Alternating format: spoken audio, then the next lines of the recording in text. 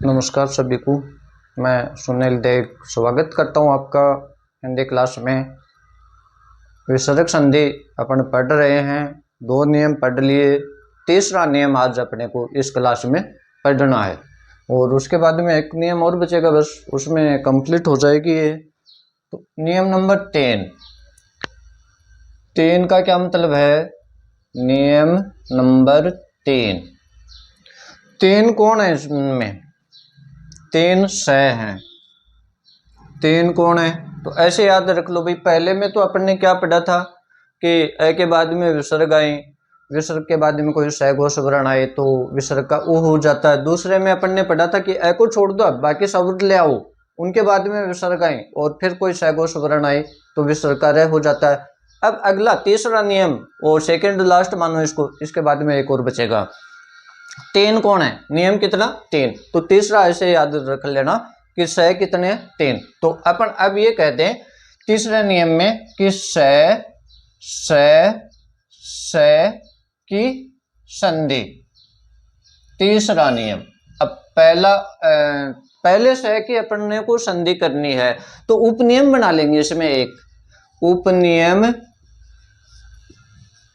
1 और इसमें अपन कह देंगे कि स की संधि, इस स की संधि पहले वाले की, तालव्य की, ये मूर्धन्य ये दंते, ये कहलाता है। तो पीछे की क्लासों में अपन ने चर्चा कर ही ली है स की संधि।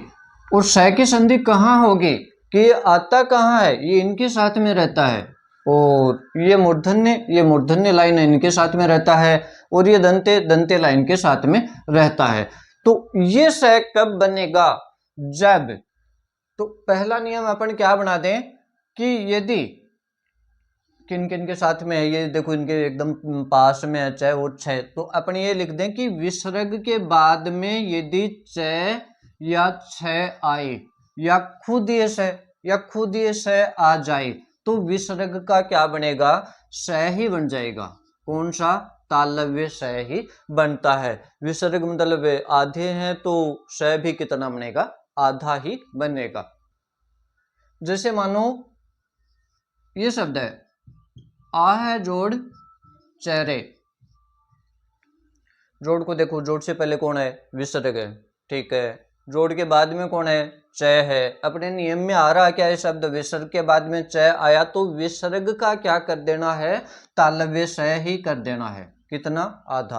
पीछे के पीछे लिख दो और आगे के आगे लिख देने हैं, कहीं कोई चेंज या और कोई परिवर्तन अपने को नहीं करना है। तो आ है जोड़ चेहरे से क्या शब्द बना? आश्चर्य शब्द बना। अगला शब्द है नि है जोड़ च का तो हो ही गया, चलो छ ले लो इसमें, छल। ये शब्द है निह जोड़ छल। विसर्ग के बाद में कौन आया? छ। विसर्ग के बाद में छ भी आ सकता तो भी विसर्ग का क्या बनेगा? तालव्य स ही बनेगा। कितना? आधा। पीछे लिख दो नि और आगे लिख दो छल, तो निह जोड़ छल से क्या शब्द बना? निश्चल। एक बहुत ही महत्वपूर्ण शब्द है इसका, जो तुक्के से गलत कर देते हैं बच्चे। मन है जोड़ चिकित्सक। चिकित्सक। अब देखो, जोड़ से पहले कौन है? विसर्ग। बाद में कौन है? च। विसर्ग के बाद में च है तो विसर्ग का क्या बना देना है? तालव्य स। विसर्ग का तालव्य स बनाना है। बाकी बच्चे क्या करते हैं? तुक्का लगा के इसको करते हैं मनोचिकित्सक। जैसे वो है ना मनोहर, जो अपन पढ़ के आए हैं, मनोचिकित्सक। ऐसा कोई शब्द नहीं होता, ये शब्द कोई भी शब्द नहीं है, गलत शब्द है। आ जाएगा, ध्यान में रखना, ऐसे शब्द ज्यादा आते हैं एग्जाम में। विसर्ग का क्या बनेगा? स। पीछे मन ऐसा का ऐसा, आगे चिकित्सक। अब शब्द तो बन गया लेकिन ये आधा है, इसके आगे ई की मात्रा लगी हुई है च में, तो इसको अंदर ले लेंगे और ये शब्द बनता है मनः जोड़ चिकित्सक से मनस चिकित्सक, न कि मनोचिकित्सक। ध्यान में रख लेना। अब मैं कुछ नए शब्द दे रहा हूं जो आप लोगों को हल करने हैं। और हरि है जोड़ चंद्र, इन शब्दों को आपको हल करना है, काफी महत्वपूर्ण शब्द हैं ये। अब अगला नियम देखो, पहले स की संधि अपन ने बना ली, अगला स ये है इस स की आकृति कैसी है? ऐसी, बिल्ली के जैसी। बताते हैं ना, तो बिल्ली, बिल्ली, ई ऊ की ध्वनि आ रही है। तो यदि ई या ऊ के बाद में विसर्ग आ जाए, और बिल्ली ज्यादातर परेशान करती है, तो अंग्रेजी में क्या बोलते हैं इसे? कैट। जैसे मान लो बिल्ली है, बिल्ली मान ली, बिल्ली, बिल्ली को अंग्रेजी में क्या बोल लेंगे? कैट। और पड़े को परेशान करती है, तो कैट को पकड़ के फेंक दो, फिर वो परेशान नहीं करेगी, तो पै और फै और जोड़ देंगे, पै और फै। यानी नियम क्या बना अपना कि ई या ऊ के बाद में विसर्ग हो, विसर्ग के बाद में कै, टै, पै, फै में से कोई आ जाए तो वहां पर विसर्ग का हमेशा मूर्धन्य स बनेगा। अब इसके शब्द देखो कि जैसे दूह जोड़ कर शब्द है, विसर्ग से पहले ऊ, छोटा ऊ, बाद में क आ गया, तो विसर्ग का सीधा सीधा क्या बना दो? मूर्धन्य स। पीछे दू लिख दो, आगे कर लिख दो, तो दूह जोड़ कर से क्या बना? दुष्कर शब्द बना। अगला शब्द है नेह जोड़ फैल। विसर्ग से पहले क्या है? ई है, बाद में कौन है? है, तो विसर्ग का क्या कर दो? मूर्धन्य से। पीछे ने लिखो और आगे फल, ने जोड़ फल से क्या बना? निष्फल शब्द। अगला शब्द है परिह जोड़ कार। विसर्ग से पहले ई है, विसर्ग के बाद क है, तो मूर्धन्य स बना देना है विसर्ग का, और ये शब्द बन जाएगा परिष्कार। अब मैं नए शब्द दे रहा हूं जिनको हल करना है। दो है जोड़ करम, आवी है जोड़ कार। इन शब्दों को हल करोगे। तीसरे स की संधि, तीसरे स की संधि में अपन को इसकी करनी है, दंते स की, और ये अपन ने पिछले क्लासों में चर्चा कर चुके हैं कि सबसे ज्यादा बदमाश है। तो ये क्या होता है कि विसर्ग के बाद में यदि अब ये डोंट टाइप का थोड़ा तो ऐसे बदमाश होते हैं, वो कभी रास्ते में फंस भी जाते हैं, कभी वो उनको उनके शत्रु वगैरह घेर लेते हैं। तो ये क्या होगा कि कहते पथ फंस, पथ में फंस गया, फंस गया। स क्या हुआ कि कथ, किते, मतलब किधर या कहीं पर, पथ रास्ते में फंस गया। मतलब क्या कि विसर्ग के बाद में यदि क आए या त आए या प आए या थ आए या फ आए या खुद ये स आए, तो विसर्ग का बनेगा दंते स। कुछ समानता हो गई, जैसे सेकंड नियम में चलो, क यहाँ भी है, यहाँ भी है,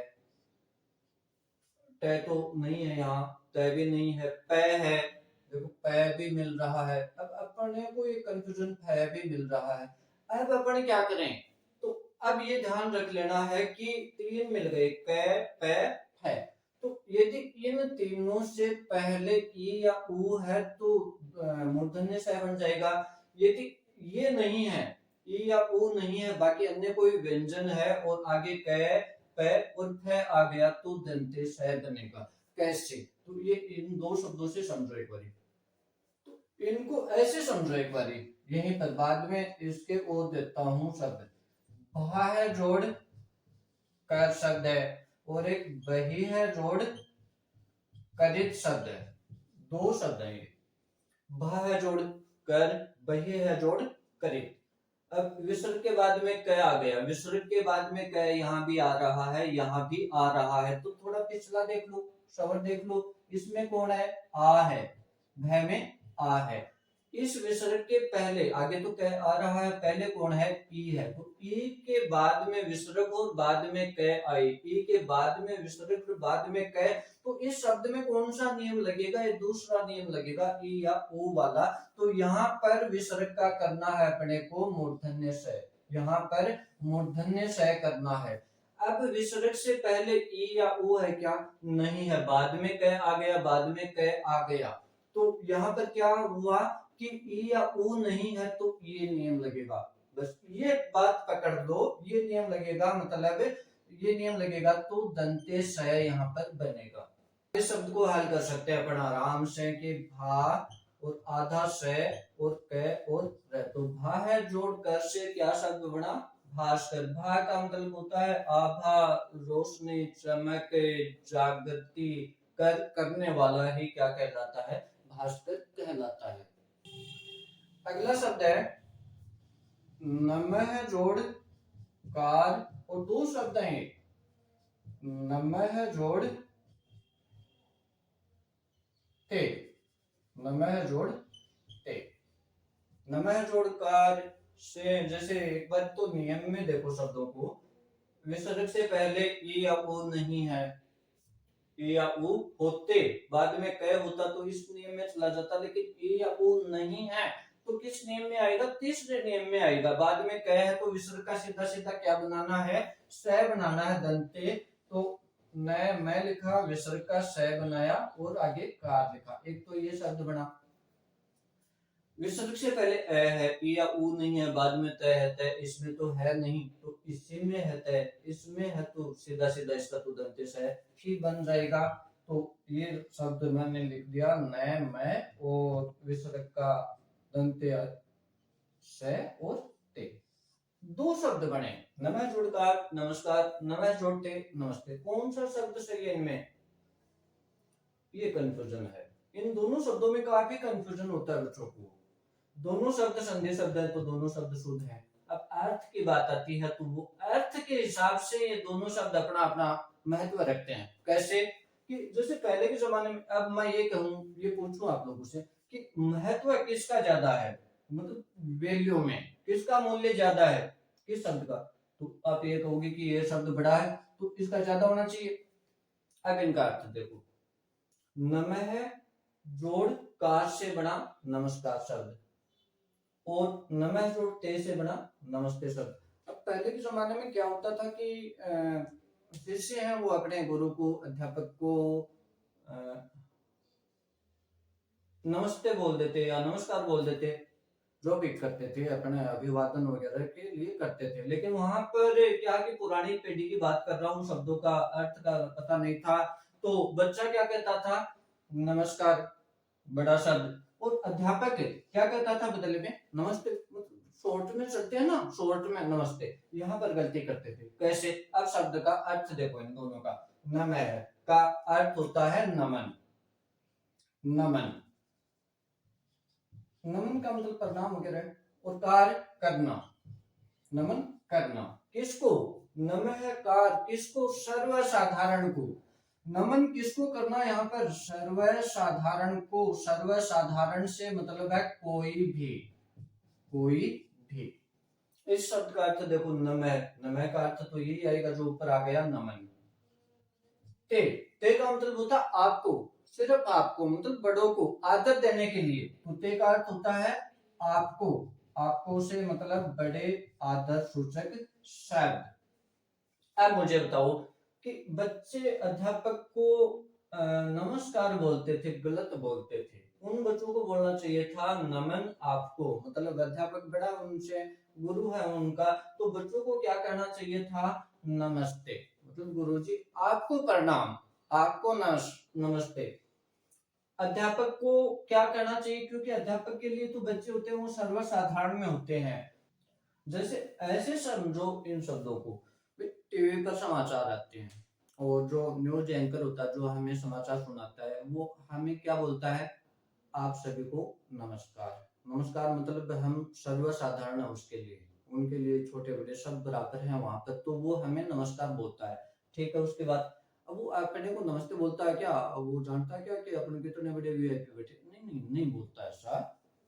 तो नमस्कार शब्द का मतलब है कि बोलने वाला अपने बराबर या छोटे या जो सर्वसाधारण है उसको जानते हैं नहीं जानते हैं उनको क्या कहेगा, नमस्कार कहेगा। और अपन जानते हैं अपने से कोई बड़ा है उनके लिए अपने को किस शब्द का प्रयोग करना चाहिए, नमस्ते शब्द का प्रयोग करना चाहिए। दोनों शब्द हैं, शुद्ध हैं, दोनों के अर्थ अलग अलग हैं।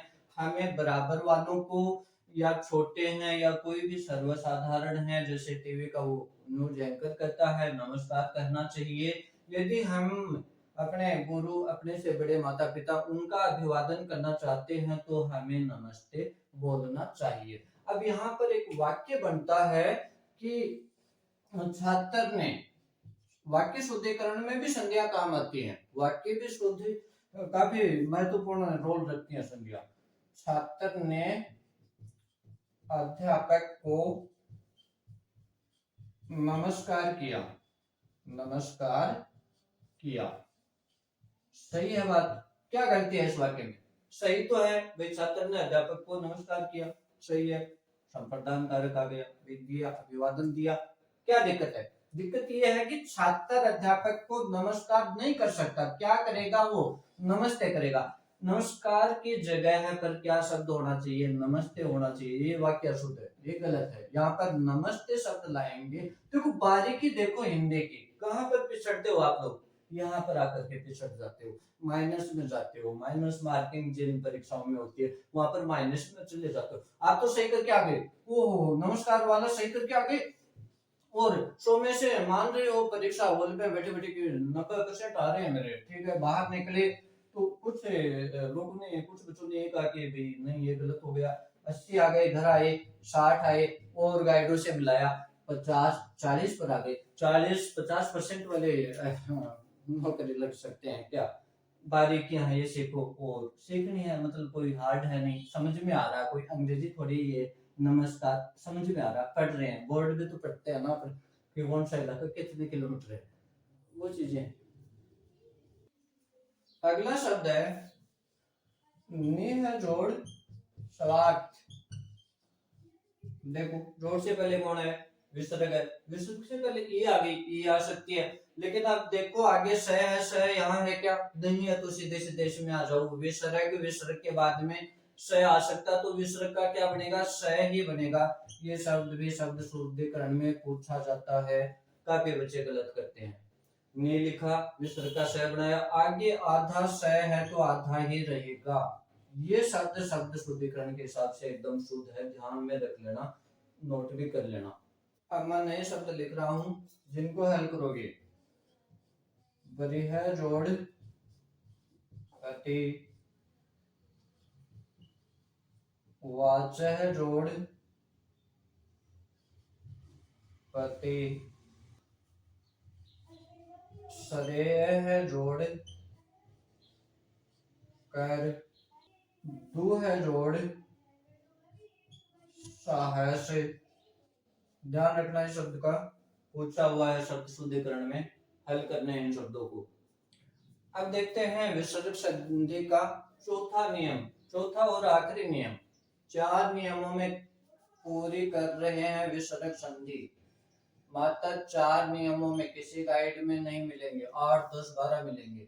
चौथा नियम कि यदि अपने बाद में ई उ चल रहे हैं, अंतिम इसका ये नियम है, तो ई या उ के बाद में विसर्ग हो, और विसर्ग के बाद में अरे पढ़ लिया हमने रह हो, मतलब छोटे ई छोटे उ के बाद में विसर्ग, बाद में रह, तो ये इतना ही काम होगा कि विसर्ग तो हट जाएगा, और साथ में छोटी ई है वो बड़ी में बदल जाएगी, लघु दीर्घ में। छोटा ऊ है वो बड़े में बदल जाएगा, विसर्ग हट जाएंगे, रह अपने स्थान पर रहेगा।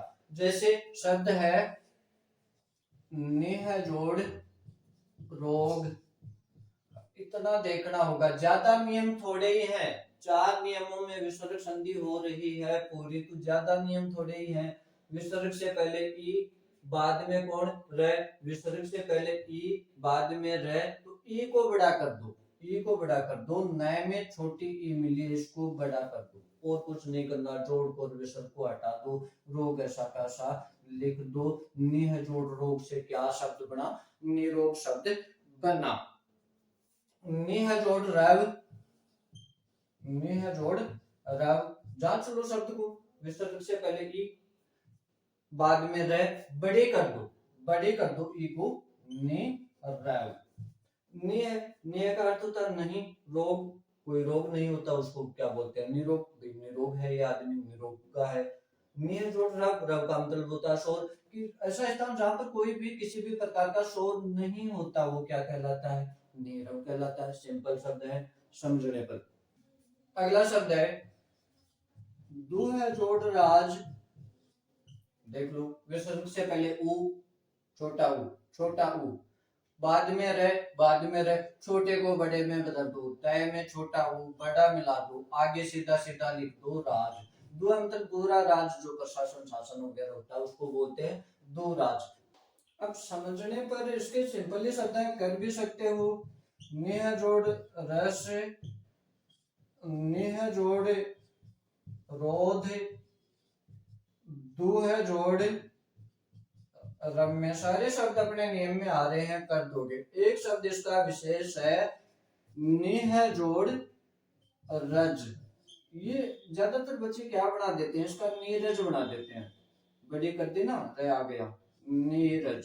लेकिन नीरज शब्द में विसर्ग संधि नहीं है। कैसे नहीं है, नीरज शब्द का क्या मतलब होता है, कमल का फूल, कमल। अब ये शब्द क्या अर्थ दे रहा है कि रज, रज का मतलब होता है मिट्टी, मिट्टी। और ने का मतलब अपन पढ़ते आए ही हैं कि नहीं, कि मिट्टी नहीं। ये शब्द ने, इसने ये अर्थ दिया कि मिट्टी नहीं। अब नीरज शब्द का ये अर्थ होता है क्या, कि मिट्टी नहीं, कमल होता है, कमल होता है। तो इसका मतलब क्या है कि नेह जोड़ रज से नीरज शब्द नहीं बनता। नीरज शब्द में विसर्ग संधि नहीं है। तो फिर कौन सी है, ये पूछोगे आप। तो ये शब्द बना है नीर जोड़ जय शब्द से, और ये यौगिक शब्द है, संधि शब्द नहीं है, यौगिक है। नीर शब्द का अर्थ होता है पानी, जय का अर्थ होता है जन्म लेने वाला। पानी में कौन जन्म लेता है, कमल। तो कमल का पर्यायवाची शब्द होता है ये नीरज, न कि निह जोड़ रज से नहीं बनता। नीरज शब्द यौगिक शब्द है, विसर्ग संधि का नहीं है। ये पूछा जा सकता है कि निरोग, नीरव, नीरज से, नीरज में से कौन सा संधि शब्द नहीं है। अब आप तो दौड़ के कर दोगे कि भाई वो सारे शब्द हैं ही हैं ये। तो ये ध्यान रखना, नीरज शब्द महत्वपूर्ण है, एग्जाम में पूछा जा सकता है। विसर्ग संधि अपनी पूरी हुई। क्लास अच्छी लगी तो इसको लाइक, सब्सक्राइब वगैरह जरूर करना चाहिए आपको। धन्यवाद।